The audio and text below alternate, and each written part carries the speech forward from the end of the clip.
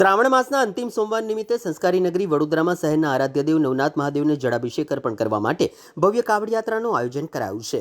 નવનાથ મહાદેવ કાવડ યાત્રા સમિતિ દ્વારા આયોજિત આ યાત્રામાં મોટી સંખ્યામાં શિવભક્તો જોડાય તેવી અપીલ કરવામાં આવી છે।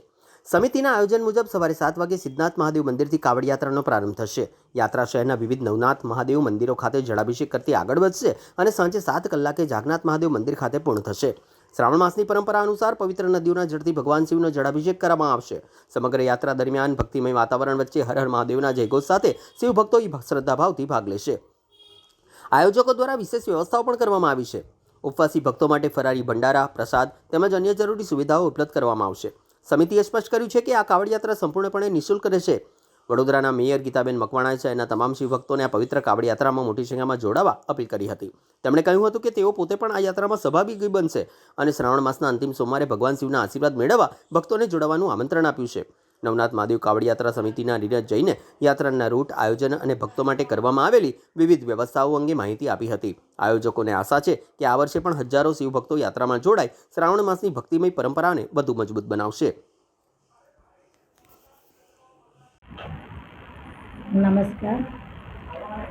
શ્રાવણ માસનો પવિત્ર દિવસ જે અત્યારે ચાલી રહ્યો છે ત્યારે મહાદેવ ભોળેનાથની અસીમ કૃપા આપણા વડોદરાવાસીઓ પર થઈ રહી છે અને હર હંમેશા મહાદેવની કૃપા આપણા વડોદરાવાસીઓ પર થતી જ થાય છે અને થતી જ રહેશે।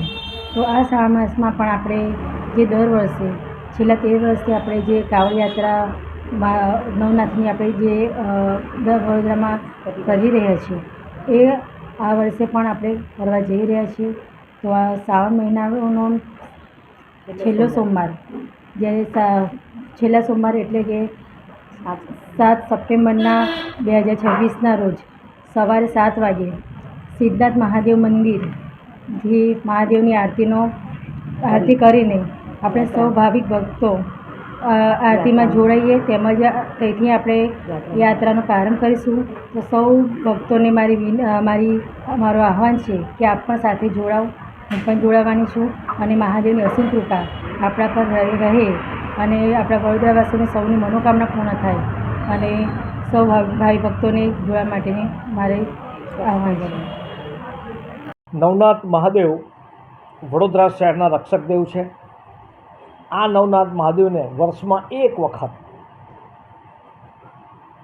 પવિત્ર નદીઓના જલથી જલાભિષેક કરવો અને જેના આધારે મહાદેવે જ્યારે સમુદ્ર મંથન વખતે જે ઝેર પીધું અને આજ દિન સુધી કળિયુગમાં દેવાધિદેવ મહાદેવ લોકોના રાગ દેશ રૂપી જે ઝેર પી રહ્યા છે એ ઝેરને શાંત કરવા માટે આ પવિત્ર નદીઓના જળથી જળાભિષેક કરવો એવું ભગવાન વિષ્ણુએ કહેલું અને આ વાત સ્કંદ પુરાણ અને શિવ પુરાણમાં લખેલી છે અને ત્યારથી કાવડ યાત્રા શરૂ થઈ।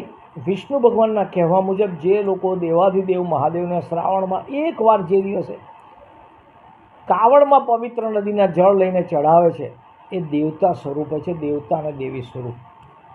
અને આપણા સનાતન ધર્મમાં ભાઈઓ બહેનો તમામ લોકો ભક્તિ કરી શકે છે।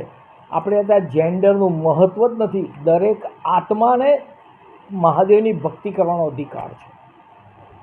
આને ધ્યાનમાં રાખી જ્યારે નવનાથ મહાદેવ વડોદરા શહેરના રક્ષક દેવ અને જેવી રીતના આખા ભારતમાં 12 જ્યોતિર્લિંગ છે, વડોદરા શહેરમાં નવનાથ મહાદેવ પણ જ્યોતિર્લિંગ સ્વરૂપ છે અને આ જ્યોતિર્લિંગ સ્વરૂપને વર્ષમાં એકવાર જળાભિષેક કરવાથી એમનું ઋણ ઉતારવાનો આપણે એક પ્રયત્ન કરીએ છીએ।